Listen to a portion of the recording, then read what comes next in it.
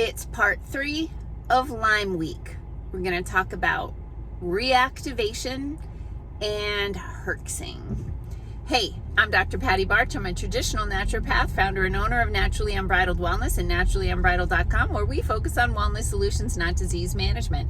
This is Down the Ridge with Dr. Patty, where I give you 7 to 10 minutes of holistic life and wellness information on my way to work. This is not medical advice. It's for entertainment purposes only. Nothing I say is true. Don't listen to me. Okay. I really appreciate the comments that I've been getting on this Lyme video series. If you haven't watched the other videos, go ahead and go back to those. And then also, if you're watching on Facebook or Instagram, you can always go over to youtube.com/naturallyunbridled and click on my Down the Ridge with Dr. Patty playlist. And there's more than 100 videos there for you now. So based on the comments that I have been getting on these videos, which again, I greatly appreciate, I have decided today I'm going to talk a little bit about Lyme reactivation and also Herxing. So what do I mean by Lyme reactivation? When you get Lyme disease, and again, umbrella term for tick-borne infection, but let's just go with Lyme disease. It can't, God, there's a lot of debris on the road from the storm that came in last night. Lyme can go into, let's say, remission. So of course, you can be cured of it. Let's just put that out there because I can't tell you how many people I've heard over the years who have said, well, once you have Lyme, don't you always have Lyme? And I'm like, well, yeah, if you don't get treated in time and you believe the medical model of if you take a week's worth of antibiotics at any point you're suddenly cured, yeah, you'll always have Lyme because that doesn't work. But there are definitely ways to support the body in eliminating that infection. It is not a simple thing to do once it takes hold, but it is doable. That being said, there's also remission where you have what you could consider a stealth infection. So you are not symptomatic, right? You're not having any symptoms of Lyme. You don't have joint pain, migrating pain, muscle aches, fatigue, night sweats, occipital headache, brain fog, right? You're not having any of those symptoms, but suddenly you have this resurgence of symptoms, and that can typically come after an immune challenge. So an immune challenge could be something as simple as stress, okay, trauma, grief, right, significant grief, physical trauma like a car accident, or another type of infection. So stealth infections are like Trojan horses in that they lay dormant until there's an opportunity to come out and take hold. And actually, years ago, my gosh, like I was still in animal nutrition, so over 20 years ago, I remember going to a Lyme seminar that a research veterinarian was doing, and she was talking about one of the things they were doing in Lyme research in animals was they would give a course of steroids to suppress the immune system so that the intracellular dormant infection, Lyme, would see that the immune system is suppressed and then come out and go full bore. And then they would wait for it to come out so that they could hit it with antibiotics again, because again, they were doing a more like medical model, so to speak. But so an immune challenge where your immune system is suppressed for some reason or distracted. So if you get another type of infection, your immune system goes all like full speed ahead, all hands on deck to go fight this other infection. And then again, those stealth infections take advantage of that opportunity. So one of the things that has happened happened since 2020 and the you know what, that you know what, whether you got it physically, like you contracted the thing, God, I wish I could say the words, whether you got it through an infection or you got the arm injury or multiple arm injuries, it is well known that part of the mechanism of this pathogen is to suppress the immune system. I know this myself because I got that infection around Thanksgiving of, I think it was 2021.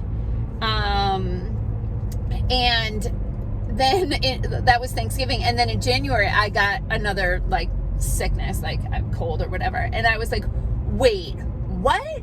I don't ever get sick more than once a year. I get my one sickness, recharge my immune system, and then I'm good for the year. And I just was sick in November. Why am I sick again in January? And then I was like, oh, right. That virus suppresses the immune system so other viruses can take hold. Now, we saw more cases of shingles in 2021 than I have seen probably cumulatively in more than a decade prior, because all of the people who were getting arm injuries and all of the people who were breathing the thing in were getting suppressed immune systems, and the latent virus that was hanging out in the nerve cells, they're re-roofing the fire station. Those latent viruses took advantage of the situation and went bonkers. Okay, so what is happening? So with the people who got the arm injuries or the people who got the infection, their latent Lyme that may have been dormant for decades because your immune system was doing a good job keeping it in check. Pop its head out, your immune system go, no, and it'll put it back. And then suddenly your immune system is like, I just can't. I can't. And they're like, party! And the Lyme comes out and starts the same series of symptoms all over again.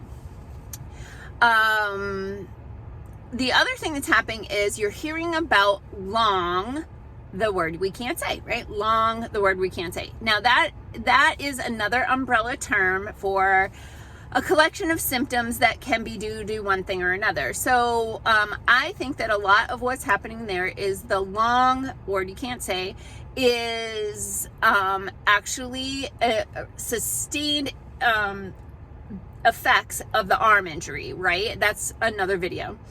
And also it can be reactivation of Lyme disease, Epstein-Barr virus, cytomegalovirus, all these other viruses that could, or infections that could be just hanging out waiting for the right opportunity, Trojan horse style. Now, the other thing that I wanted to talk about in this video, didn't know I was going to go 8.5 minutes here, but is Herxing. Herxing is a term that is named after this scientist or physician, Yarish Herxheimer, who just was the one who observed that sometimes the treatment of a disease could create symptoms that were actually worse than the disease, to the point where the patient would stop treatment because they're like, I was really sick before, but now I'm deathly sick, and I'd rather be really sick than deathly sick, and I'm going to stop the treatment. And so that is called Herxing. In Lyme disease, it's caused by there's a molecule in the bacteria called lipopolysaccharide or endotoxin. It's actually the same molecule, has two different names. And when the bacteria die, whether it's because they've lived their lifespan, your immune system has killed them, or some antimicrobial component, antibiotic, herbal, whatever, has killed them, that substance, that molecule, the endotoxin lipopolysaccharide, gets released into the body, and it is highly, highly, highly inflammatory. So muscle aches, brain fogs, headaches, could have gastrointestinal symptoms as well. All of these things happen when the Lyme bacteria die. So that's called Herxing. So there are things we can do to mitigate Herxing. We actually have a homeopathic remedy called Herx that we'll use sometimes. And actually, very interesting sidebar, pulsed electromagnetic field therapy that we do in our office, one of the things it does is when there's a pulse, it opens and closes the cell membranes. Remember, Lyme is an intracellular infection.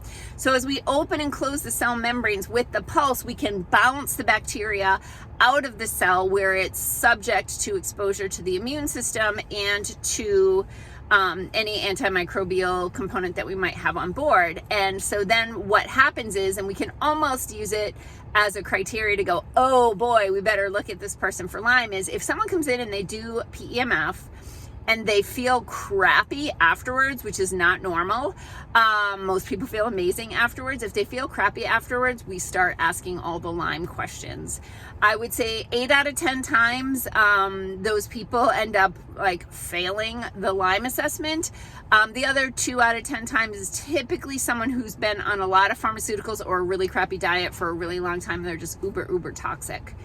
So other things that can help with Herxing are like binders, like activated charcoal, zeolites, humic and fulvic acids, a lot of different things we could do. So I guess those are all the things I wanted to talk about. Oh, there's a little can rolling down the parking lot there. Those are some of the things I wanted to talk about today, the Lyme reactivation and Herxing. Please continue to leave comments about more things that you'd like to know about Lyme disease. I'm happy to answer them. Peace out, peeps. Have a healthy day.